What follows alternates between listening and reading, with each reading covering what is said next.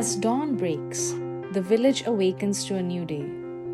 But in remote areas like Gabura in Bangladesh, everyday life is a struggle. Here, climate change is more than a threat. It is harming people's health and quality of life.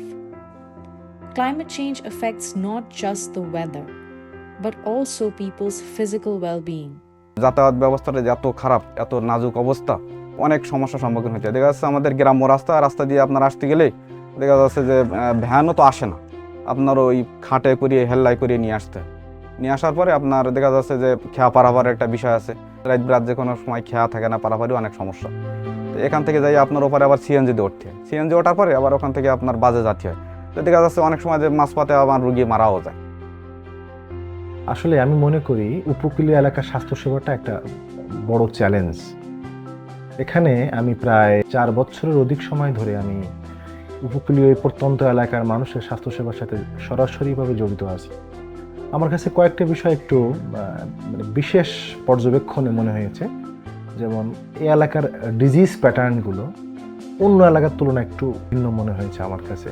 সবচেয়ে বড় যে সমস্যা, যে সুপেয় পানি বা বিশুদ্ধ পানি, এটার বড় অভাব উপকূলীয় এলাকায়। Over half of Bangladesh's population resides in high climate exposure areas with insufficient healthcare facilities. They have only one healthcare center with a lack of facilities, including a doctor. আমাদের এই গোসল করি হচ্ছে লবণ পানি, তাদের আমাদের মেয়েদের জরানারী সমস্যা হয়, তারপরে বাচ্চাদের ঘামাজি বেরোয়, ঘা বেরোয়, এই লবণ পানির কারণে আমরা অসুস্থ হয়ে যাই। এখানে আমরা কোনো ক্লিনিক নেই, কোনো ডাক্তার নেই, পরিবেশ নিয়ে যে এই জায়গায় নিয়ে যাব। এবারে আমরা একটা হাতে একটা গাড়ি কিনে একটা ভ্যানে করে আমরা নদীর কানে যাবো, নিয়ে কোনো নৌকা যানবাহন সেখানে নেই। তা গর্ভবতীর মা যারা ভাগ্যটা ভালো তার পাতে ঘাটে হয়েছে, আর যার ভাগ্য ভালো নেই জায়গায় মারা গেছে। এই এলাকার মানুষ আসলে আগে জানতো না যে তারা অসুস্থ হলে তাদের কোথায় যাওয়া উচিত, কার কাছে যাওয়া উচিত, বা যারা জানেও তারা যাতায়াতের সমস্যা বা যাতায়াত খরচের কারণে যেতে পারে না, বা তাদের এলাকায় যে স্বাস্থ্যকেন্দ্রগুলো আছে সেখানে পর্যাপ্ত ডাক্তার থাকে না বা পর্যাপ্ত ঔষধও তারা তাদের নাগালের কাছে পায় না। আমরা সাজদা ফাউন্ডেশন আসার পরে তাদের আর অন্য কোথাও যাওয়া লাগে না, এখন আমরাই তাদের কাছে স্বাস্থ্যসেবা পৌঁছে দিচ্ছি।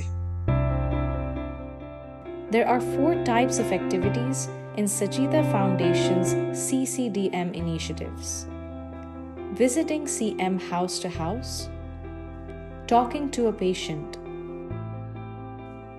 awareness session, health camp.